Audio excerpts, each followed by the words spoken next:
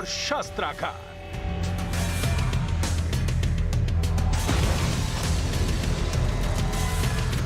इन 3 शब्दों ने दुनिया में सनसनी मचा रखी है।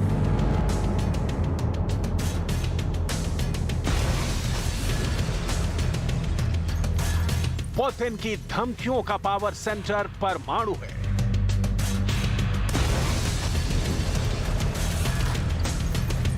क्योंकि पुतिन के पास बहुत बड़ा परमाणु शस्त्रागार है, जिसे लेकर पुतिन को गुमान है, रूस को अभिमान है।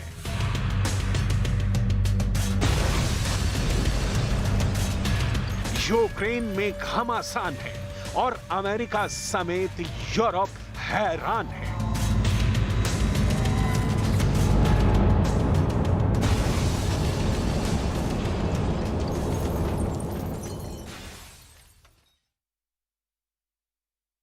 नमस्कार, स्वागत है आप सभी का। आप देख रहे हैं न्यूज 18 इंडिया और मैं हूं आपके साथ कृतिका सिंह। पुतिन की जुबान से परमाणु बम का नाम क्या निकला? परमाणु बम का वर्ल्ड अलर्ट सामने आ चुका है। सिर्फ यूक्रेन में ही नहीं, एक साथ कई मोर्चों पर न्यूक्लियर वॉर की आशंका बढ़ चुकी है। देश के नंबर 1 न्यूज चैनल के इस सुपर स्पेशल शो में आज सबसे पहले युद्ध का न्यूक्लियर पिक्चर हम आपको दिखाने जा रहे हैं। आशंका यह है कि पुतिन ने एटमी बम के 4 नए तहखाने बना दिए हैं। क्यों दुनिया भर में खौफ छाया हुआ है, आप इस स्पेशल रिपोर्ट में जरूर देखिए।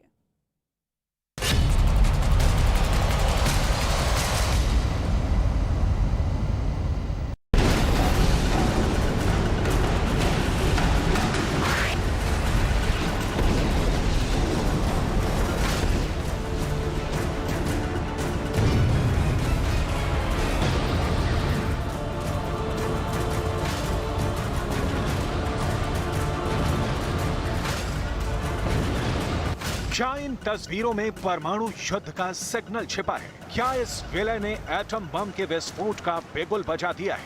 क्या विलय का डॉक्यूमेंट साइन कर पुतिन ने अपने नए न्यूक्लियर डॉक्ट्रिन को हरी झंडी दिखा दी है? क्या इस सेलिब्रेशन के शोर में न्यूक्लियर वॉर का सदमा समाया है? क्योंकि दुनिया को इस तस्वीर में 7 महीने से चल रहे यूक्रेन युद्ध का क्लाइमेक्स दिखाई दे रहा है। आगे बढ़े और परमाणु युद्ध का नया सिनेरियो दिखाएं। उससे पहले इन तस्वीरों में दिखाई दे रहे लोगों का पात्र परिचय जान लीजिए। इस तस्वीर में सबसे बाएं हैं व्लादिमीर सोल्डो, जिन्हें मॉस्को ने खेरसोन क्षेत्र का प्रमुख बनाया है। उनके बाएं हैं लियोनिद पासेचकिन, जिन्हें पुतिन ने लुहांस्क का प्रमुख बनाया है। बीच में हैं रूस के राष्ट्रपति व्लादिमीर पुतिन, जो किसी परिचय के मोहताज नहीं। पुतिन के दाहिने खड़े हैं डेनिस पुशिल, जो डोनेट्स्क के चीफ बनाए गए हैं। और सबसे दाएं हैं येवगेनी बालित्स्की, रूस में विलय वाले ज़ैपोरिज़िया के प्रमुख।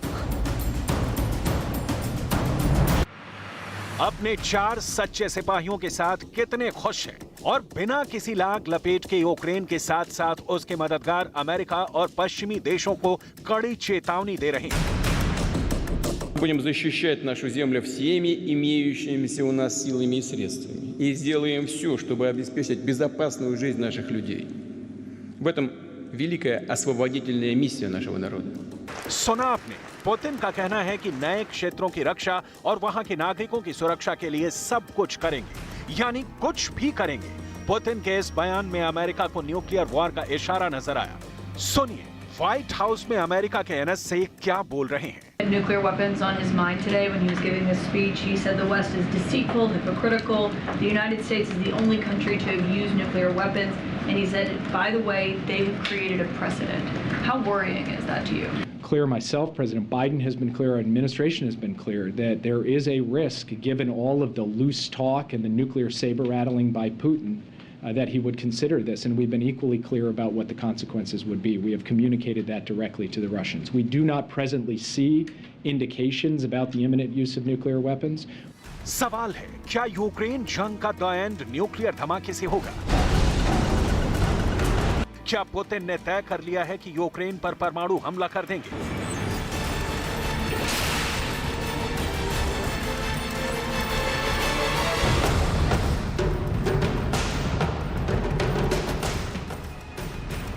क्या न्यूक्लियर ब्लास्ट ही अब आखिरी विकल्प है?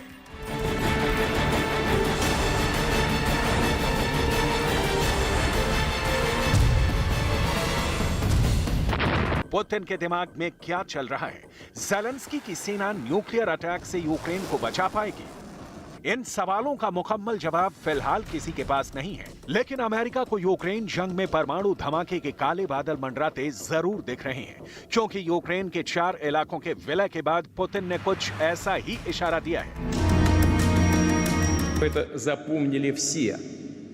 Люди, живущие в Луганске, Донецке, Херсоне и Запорожье, становятся нашими гражданами навсегда. पुतिन के इस बयान का एक मतलब ये भी निकाला जा रहा है कि वो यूक्रेन से रूस में मिले डोनेस्क में अपने परमाणु बम लगा सकते हैं, लोहांस्क में न्यूक्लियर मिसाइल तैनात कर सकते हैं। ज़ैपोरिज़िया तो पहले से ही यूरोप का न्यूक्लियर हब है और खेरसॉन में भी पुतिन परमाणु पनडुब्बी तैनात कर सकते हैं, जिसके बाद यूक्रेन के साथ साथ यूक्रेन के पड़ोस में मौजूद नेटो देश अब और करीबी के साथ रूस के न्यूक्लियर रेंज में आ जाएंगे। यानी यहां से रूस नेटो देश एस्टोनिया पर हमला कर सकता है, लातविया पर अटैक कर सकता है, लिथुआनिया पर परमाणु प्रहार कर सकता है, यूक्रेन के बड़े मददगार पोलैंड पर न्यूक्लियर निशाना साध सकता है, स्लोवाकिया पर एटॉमिक सनसनी मचा सकता है, हंगरी में न्यूक्लियर हंगामा मचा सकता है और रोमानिया में भी रेडिएशन की आग लगा सकता है। रूस के पास जल, थल, नभ से किसी भी देश पर मिसाइल हमला कर पाने की परमाणु क्षमता है। रूस समंदर के अंदर छुपकर अपनी पनडुब्बी से परमाणु हमला कर सकता है।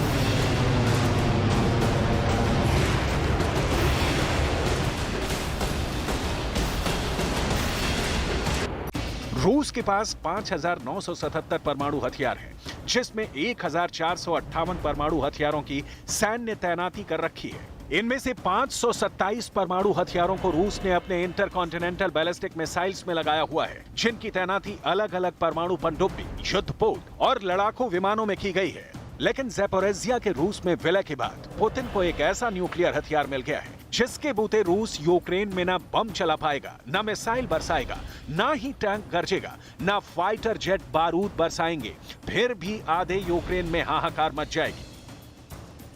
बिना एटम बम फटे ही यूक्रेन के पड़ोसी देशों में रेडिएशन फैल जाएगी। खतरा बहुत ही बड़ा होगा, क्योंकि उस वक्त न्यूक्लियर डेंजर का अलार्म बज रहा होगा। रूस की जिद और यूक्रेन के डर के बीच परमाणु तबाही कभी भी आ सकती है।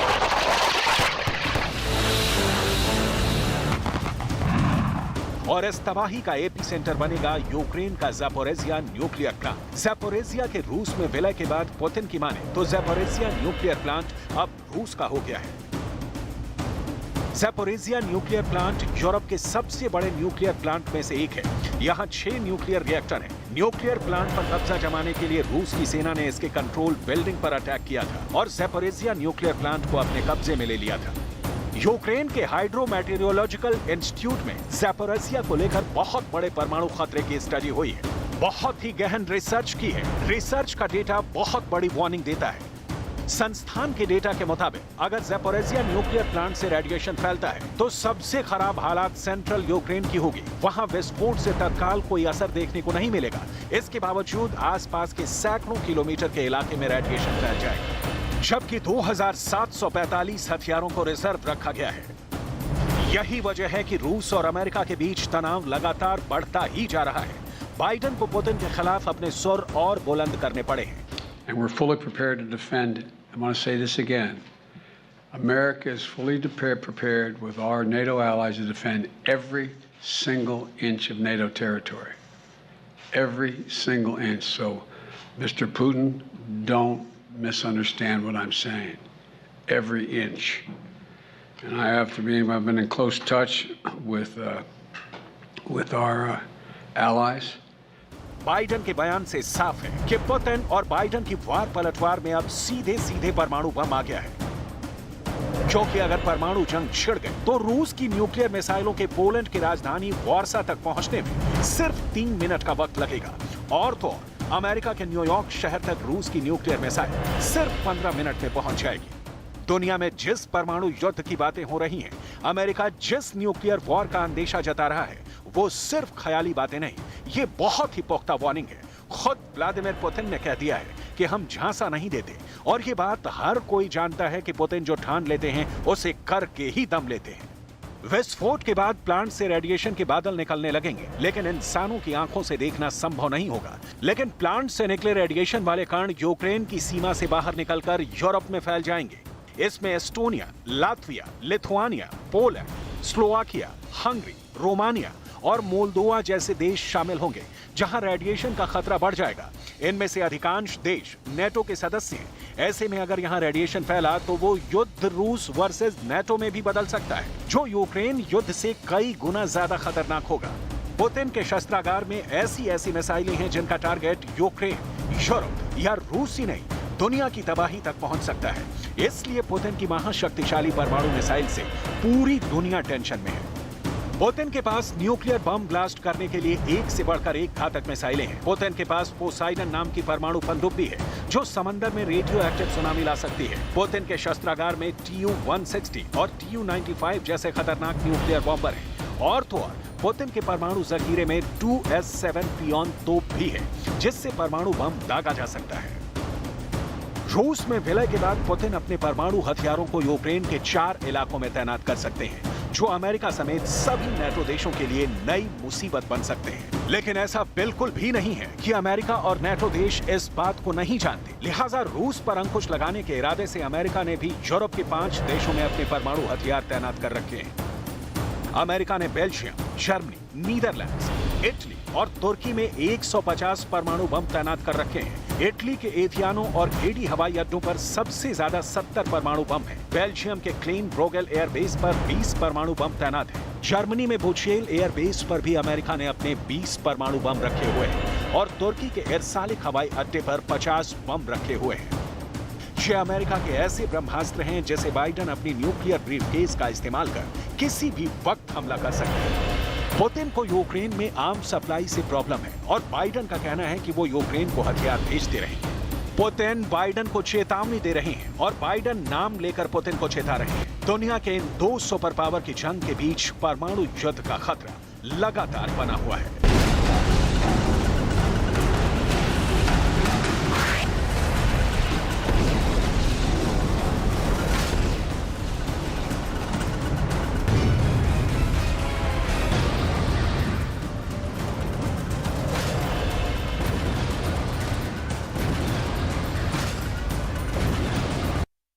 पुतिन अपनी ब्रांडिंग और इमेज पर बहुत ध्यान देते हैं और इसीलिए जैसे ही खार्किव की जंग में उनको झटका लगा, उनकी इमेज को झटका लगा, फौरन उन्होंने जनमत संग्रह करवाकर यूक्रेन के कई हिस्सों को रूस में शामिल करवा लिया और रूस के अंदर और बाहर अपने दुश्मनों को जबरदस्त जवाब दिया। लेकिन क्या पुतिन ने युद्ध की आग में और घी डाल दिया है? क्या जंग अब और तेज होने वाली है? और क्या अब 30 देश पुतिन के खिलाफ पूरी तैयारी से उतरने वाले हैं? यूक्रेन में अब आगे क्या होने वाला है, देखिए हमारी इस स्पेशल रिपोर्ट में।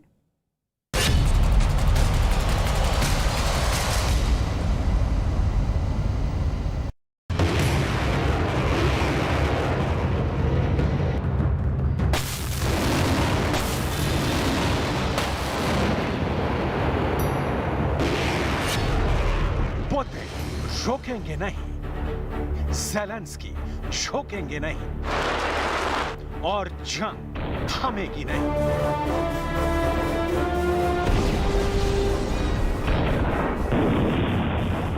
खार्किव के झटके से उभरने के लिए पुतिन ने दुनिया के सामने एक जबरदस्त मंच सजाया। इस मंच पर यूक्रेन के प्रांतों के प्रतिनिधियों को बुलाया और उनको रूस का हिस्सा बनाया। पुतिन ने क्राइसिस मैनेजमेंट तो अच्छा किया है, लेकिन ये एक नए संकट की शुरुआत होने जा रही है, क्योंकि ज़ेलेंस्की ने पुतिन से बदला लेने के लिए नेटो में शामिल होने वाले आवेदन पर हस्ताक्षर कर दिए।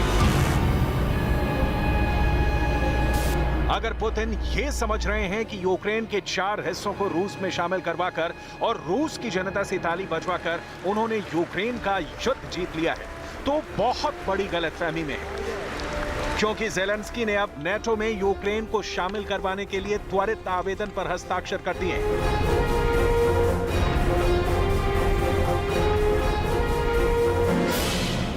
जिस दिन पुतिन यूक्रेन के 4 हिस्सों के प्रतिनिधियों के साथ तस्वीरें खिंचवा रहे थे, ठीक उसी दिन उसी समय यूक्रेन की फौज ने भी कुछ तस्वीरें और वीडियो शूट करवाए हैं, जो ये हैं। यूक्रेन के रक्षा मंत्रालय ने ये वीडियो ट्वीट करते हुए लिखा है, हमने कोई अनावश्यक समारोह नहीं किया है, हमने बिना किसी समारोह के ही डोनेट्स्क के ड्रोहबीशेव गांव को मुक्त करवा लिया है। हमारी 81वीं एयरबॉर्न ब्रिगेड ने यह कारनामा किया है। हमारा भविष्य क्रेमलिन में तय नहीं होगा।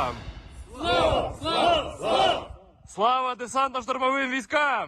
इस ट्वीट का मतलब सीधे सीधे पुतिन को बहुत कठोर चेतावनी है, और ये चेतावनी ज़ेलेंस्की ने उस वक्त दी है जब उन्होंने नेटो में शामिल होने के त्वरित आवेदन पर हस्ताक्षर किए हैं। Ми де-факто союзники. Це вже досягнуто. Де-факто ми вже пройшли свій шлях в НАТО.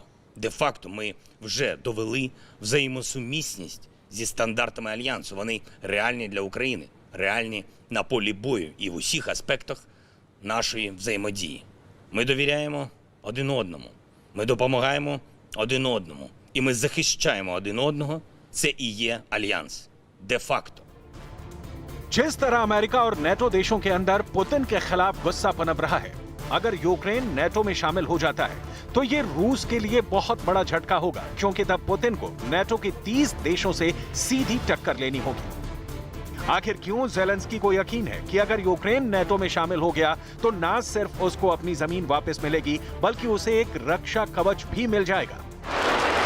इसकी वजह नेटो के वो 10 खतरनाक हथियार जिनका तोड़ पुतिन के पास भी नहीं है। नेटो के खतरनाक हथियार नंबर 10, यूएस वर्जीनिया पनडुब्बी। यह दुनिया की सबसे घातक पनडुब्बियों में से एक है। यह परमाणु ऊर्जा से चलने वाली सबमरीन है, जिसे अमेरिका ने खास रूस के खिलाफ ही तय किया है।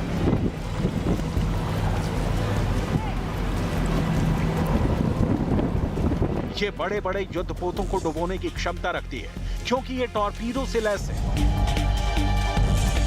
इसमें लगी हुई टॉम हॉक क्रूज मिसाइलें दुश्मनों को जबरदस्त नुकसान पहुंचाने की क्षमता रखती हैं। नेटो के खतरनाक हथियार नंबर 9, पैट्रियट मिसाइल।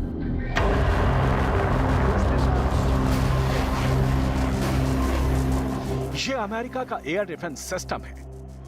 अगर यूक्रेन में ये एयर डिफेंस सिस्टम तैनात कर दिया गया तो रूस की इस्कंदर और कलेब्र जैसी मिसाइलों के लिए यूक्रेन की जमीन पर हमला करना बहुत मुश्किल हो जाएगा। रूस ने वॉशिंगटन समेत अपने खास शहरों की सुरक्षा में इस पैट्रियट मिसाइल को तैनात किया है। अमेरिका ने अपने सहयोगी पोलैंड को भी पैट्रियट मिसाइल से लैस किया है। कई नेटो देशों के पास ये टेक्नोलॉजी है। ज़ेलेंस्की ने अमेरिका से पैट्रियट मिसाइल की मांग की थी, लेकिन अमेरिका ने अभी इससे इनकार कर दिया है। लेकिन अगर यूक्रेन नेटो देशों में शामिल हो जाएगा तो यूक्रेन को पैट्रियट मिसाइल मिलने का रास्ता साफ हो जाएगा। नेटो के खतरनाक हथियार नंबर 8, निमिट्ज एयरक्राफ्ट कैरियर। यह अमेरिका का एयरक्राफ्ट कैरियर है, जिसका नाम है निमिट्ज। यह दुनिया का सबसे घातक एयरक्राफ्ट कैरियर माना जाता है। दूसरे विश्व युद्ध के प्रसिद्ध अमेरिकी fleet commander admiral Chester W Nimitz के नाम पर इस एयरक्राफ्ट कैरियर का नाम रखा गया है। निमिट्ज सीरीज का पहला शिप मई 1976 में लॉन्च किया गया था। साल 2009 में इसका लेटेस्ट वर्जन लॉन्च किया गया। इस एयरक्राफ्ट कैरियर में 4.5 एकड़ का फ्लाइट डेक है और इस पर 60 एयरक्राफ्ट्स आ सकते हैं। 3000 से 3200 शिप की टुकड़ियां, 1500 एयर विंग्स और 500 अन्य क्रू भी इस पर बहुत आराम से तैनात हो सकते हैं। इस खतरनाक एयरक्राफ्ट कैरियर का तोड़ अब भी दुनिया में तलाशा जा रहा है। नेटो के खतरनाक हथियार number 7, German leopard tank. Germany का लियोपार्ड टैंक अपने नाम के जैसे तेंदुओं की तरफ फुर्तीला माना जाता है। इस टैंक को अविनाशी होने का खिताब हासिल है, यानी ये कभी नष्ट नहीं होता। ये दुर्जेय हथियार खास तौर पर रूस के शक्तिशाली टैंकों को ध्यान में रखकर बनाया गया है। सीरिया के अंदर इस टैंक को उतारा गया था। ये नेटो के शीर्ष टैंकों के बराबर ताकत रखता है। ज़ेलेंस्की बहुत शिद्दत से इस टैंक के यूक्रेन की युद्ध भूमि में आने का इंतजार कर रहे हैं। ज़ेलेंस्की जर्मनी से इस टैंक की डिमांड भी कर चुके हैं, लेकिन ज़ेलेंस्की को इसमें कोई कामयाबी हासिल नहीं हुई है, क्योंकि जर्मनी अब भी यूक्रेन को यह हथियार देने में आनाकानी कर रहा है। लेकिन अगर यूक्रेन नेटो में शामिल हुआ तो जर्मनी को यह टैंक यूक्रेन भेजने पड़ सकते हैं। नाटो के खतरनाक हथियार नंबर 6 AH-64 अपाचे गनशिप।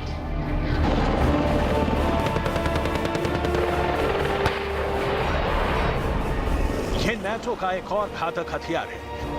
जब किसी टारगेट पर हवा में नजदीक से जमीन पर मार करनी होती है तो अमेरिका अपाचे गनशिप का इस्तेमाल करता है। अपाचे गनशिप एक बार में कई राउंड रॉकेट्स फायर कर सकता है।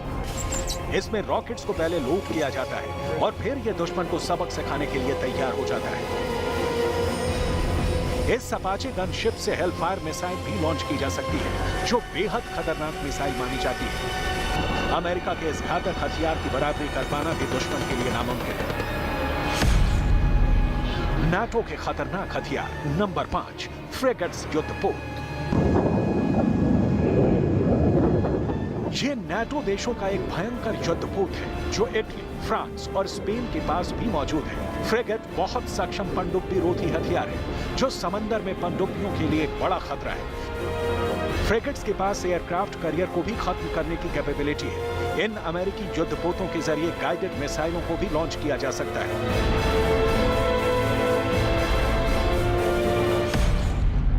नाटो के खतरनाक हथियार number 4 USP-8A Poseidon. Anti submarine war के लिए यह हथियार P-8 पोसाइडन काफी अहमियत रखता है। पनडुब्बियों को टारगेट करने में सक्षम यह हथियार टॉर्पीडो, हार्पून एंटीशिप मिसाइलों से लैस है। पोसाइडन इंटेलिजेंस और खुफिया सूचनाएं देने में भी माहिर है। नाटो के खतरनाक हथियार नंबर 3 बॉम्बर्स। अमेरिका के इस बेहद खतरनाक बॉम्बर को दुनिया का विध्वंसक कहा जाता है। इस बॉम्बर की मौजूदगी ही युद्ध में दुश्मन को भयाक्रांत कर देती है। ये फाइटर जेट दुश्मन के इलाके में सीरियल ब्लास्ट करके विरोधी सेना को आतंकित कर देता है। नाटो के कई देशों के पास ये बॉम्बर मौजूद है। अगर यूक्रेन नाटो में शामिल होता तो पुतिन के लिए ये हथियार भी एक बड़ा चैलेंज साबित हो सकता है। अगर यूक्रेन नाटो में शामिल होता है तो पुतिन के लिए यह हथियार भी एक बड़ा चैलेंज साबित हो सकता है। नाटो के खतरनाक हथियार नंबर 2 यूरोफाइटर टाइफून। ये नाटो का एक और सबसे घातक फाइटर जेट है। यूरोफाइटर टाइफून नई जनरेशन का मल्टी रोल लड़ाकू विमान है। इसे दुनिया के सबसे ताकतवर विमानों में से एक माना जाता है। ये डेल्टा विंग एयरक्राफ्ट है जो आधुनिक एवियोनिक्स और सेंसर से लैस है। इसके अलावा डिफेंसिव सब सिस्टम बेस्ड फाइटर जेट की ताकत बढ़ाता है। इस फाइटर जेट में 27 mm की gun, air to air missile, air to ground missile, anti ship missile और प्रिसीजन गाइडेड मिसाइलें भी मौजूद हैं। इस विमान को ब्रिटेन, फ्रांस, इटली, जर्मनी समेत कई देशों ने संयुक्त रूप से मिलकर बनाया है। नाटो के खतरनाक हथियार number 1 F-35 lightning joint striker fighter. यह नाटो का सबसे घातक हथियार है जिसका कोई तोड़ रूस के पास नहीं है। F-35 ये लॉकहेड मार्टिन का बनाया हुआ सबसे भरोसेमंद F-35 फाइटर जेट है जिसे अमेरिका का बेहद एडवांस जेट माना जाता है। F-35 की सबसे खास बात यह है कि यह दुश्मन के रेडार से छिपा रह सकता है। यह एक स्टेल्थ फाइटर जेट है। यह एक ऐसी तकनीक है जिसको हर देश चाहता है। इस जेट का इस्तेमाल बेहद खास ऑपरेशन के लिए किया जाता है। $100 करोड़ का यह जेट अमेरिका का सबसे बड़ा हथियार माना जाता है। यही वजह है कि ज़ेलेंस्की को पूरा यकीन है कि वो ना सिर्फ रूस को हराएंगे बल्कि यूक्रेन को दोबारा अखंड बनाएंगे। नाटो के महासचिव ने एक बयान जारी करके यूक्रेन का समर्थन और पुतिन का विरोध किया है। नाटो के महासचिव ने कहा है कि नाटो देशों के क्षेत्र के एक-एक इंच की रक्षा की जाएगी। Is a defensive alliance. We stand united and determined to defend and protect every NATO ally and every inch of allied territory. This is a pivotal moment. Putin has mobilized hundreds of thousands of more troops, engaged in irresponsible nuclear saber rattling, and now illegally annexed more Ukrainian territory. Together, this represents the most serious escalation since the start of the war. None of this shows strength. It shows weakness. It is an admission that the war is not going to plan, and that Putin has utterly failed in his strategic objectives. Putin bears full responsibility for this war, and it is his responsibility to end it. युद्ध अब खत्म नहीं हुआ, बल्कि एक नए और ज्यादा बड़े युद्ध की पृष्ठभूमि तैयार हो रही है, जिसमें रूस अकेला पड़ सकता है। यूक्रेन जंग की बिसात पर रूस के राष्ट्रपति व्लादिमीर पुतिन एक के बाद एक खतरनाक चाल चल रहे हैं। पहले तो पुतिन ने यूक्रेन के 4 इलाकों को रूस में मिला लिया और फिर उसके बाद अमेरिका समेत नाटो को परमाणु हमले की धमकी भी दे डाली। रक्षा एक्सपर्ट्स का मानना यह है कि राष्ट्रपति पुतिन जिस तरह बार बार अपने बयानों में परमाणु हथियारों के इस्तेमाल करने का जिक्र कर रहे हैं, उसे देखते हुए यह खतरा बड़ा है। रक्षा एक्सपर्ट्स का यह भी कहना है कि पुतिन यूक्रेन की सेना से सरेंडर करवाने के लिए टैक्टिकल न्यूक्लियर हथियारों का इस्तेमाल भी कर सकते हैं।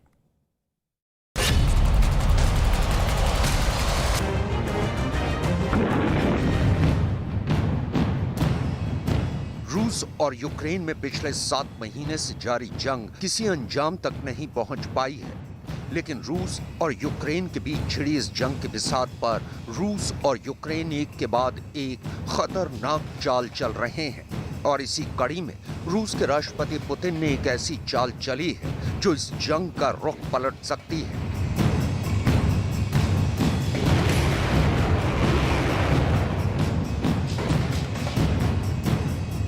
दरअसल राष्ट्रपति पुतिन ने यूक्रेन में उनकी सेना के कब्जे वाले 4 इलाकों दोनेत्स्क, लुहांस्क, खेरसोन और ज़पोरिजिया को रूस में शामिल होने के लिए एक रेफरेंडम यानी जनमत संग्रह कराया था और दुनिया जिस बात से डर रही थी वही हुआ। रेफरेंडम के बाद रूस ने इन 4 इलाकों में से 2 खेरसोन और ज़पोरिजिया को आजाद घोषित कर उन्हें रूस में शामिल करने का ऐलान कर दिया। जंग की शुरुआत में राष्ट्रपति पुतिन फरवरी में दोनेत्स्क और लुहांस्क को बतौर 2 स्वतंत्र देशों की मान्यता दे चुके हैं।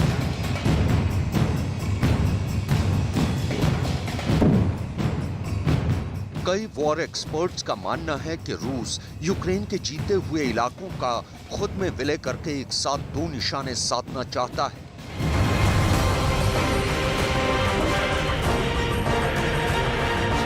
पहला तो ये कि इन इलाकों के रूस में विलय के बाद रूस की फौज यहां हमेशा के लिए तैनात कर दी जाएगी और अगर यूक्रेन इन इलाकों को रूसी कब्जे से छुड़ाने की कोशिश करता है तो रूस इसे खुद पर हमला करार देगा। दूसरा ये कि इन इलाकों पर यूक्रेन के हमले के खिलाफ रूस की अखंडता की रक्षा के नाम पर वो किसी भी हथियार, यहाँ तक कि परमाणु हथियार के इस्तेमालों का भी विकल्प खुला रखेगा। यही वो कारण है जिनके चलते यूक्रेन जंग एक खतरनाक मुकाम पर पहुंच गई है और राष्ट्रपति पुतिन ने इस जंग को बढ़ाने का ठीकरा भी पश्चिमी देशों के सर पर फोड़ा है।